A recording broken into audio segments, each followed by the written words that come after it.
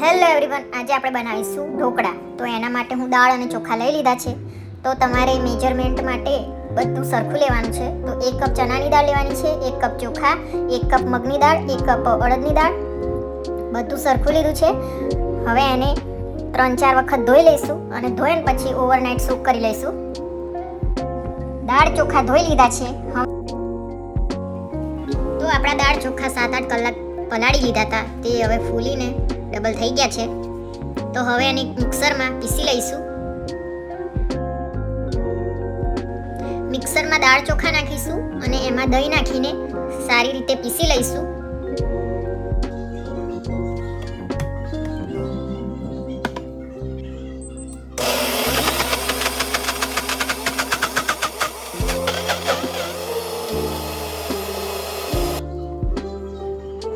બધા દાળ ચોખા પીસી લીધા છે. તો આ રીતનું બેટર હોવું જોઈએ.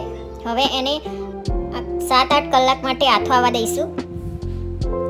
જો તમારે સવારે બનાવવાના હોય તો આગલા દિવસે સવારે ચોખા પલાળી દેવાના, દાળ ચોખા, અને રાત્રે પીસીને ઓવરનાઇટ મૂકી દેવાના આથો લાવવા માટે, અને સવારે બનાવી દેવાના.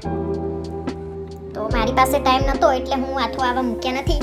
હવે આમાં આદુ મરચાની પેસ્ટ નાખીશું. તમે લસણ પણ નાખી શકો છો. હું લસણ પણ નાખ્યું છે. હવે તેમાં સ્વાદ પ્રમાણે મીઠું, હળદર અને તેલ રેડીને સારી રીતે મિક્સ કરી લઈશું. આપણું બેટર મિક્સ થઈ ગયું છે.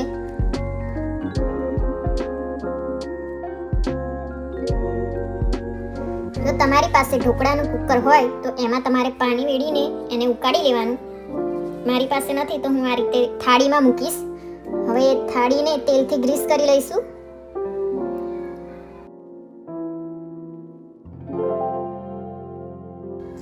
હવે તમારે જેટલું બેટર તમારા થાળીમાં મૂકવું હોય એટલું એક સાઈડમાં એક અલગ બાઉલમાં કાઢી લઈશું અને એમાં ઈનો નાખીશું.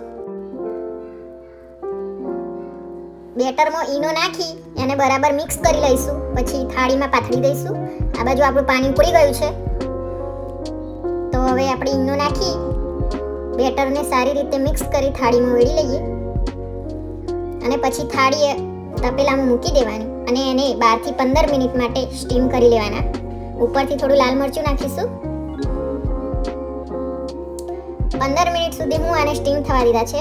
તો જુઓ, હવે એના ઉપર તેલ વેડીને તમને જે રીતે પીસ પાડવા હોય એ રીતે પાડી લેવાના. જુઓ કેવા સરસ પોચા પોચા બન્યા છે. તો આ રીતે બધા ઢોકળા આપણે બાફી લઈશું.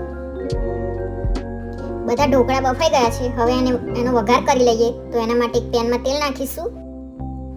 તેલ ગરમ થઈ ગયું છે. એમાં રાઈ નાખીશું. રાઈ ફૂટે એટલે પછી એમાં લીલા મરચાં અને કડી પત્તા નાખીશું. આપણી રાઈ તળી ગઈ છે. હવે એમાં લીલા મરચાં અને કડી પત્તા નાખીશું. એને બરાબર સાતળી લઈશું. હવે એમાં તલ નાખીશું. તલને પણ બરાબર શેકી લઈએ. ઢાંકણ ઢાંકી દઈશું તો ઉડે ના બધે.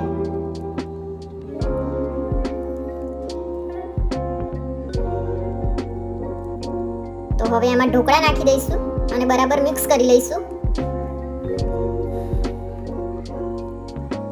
મિક્સ થઈ ગયા છે આપણા ઢોકળા. હવે એમાં લીલા ધાણા નાખીને એને પણ બરાબર મિક્સ કરી લઈશું. હવે રેડી છે આપણા ઢોકળા.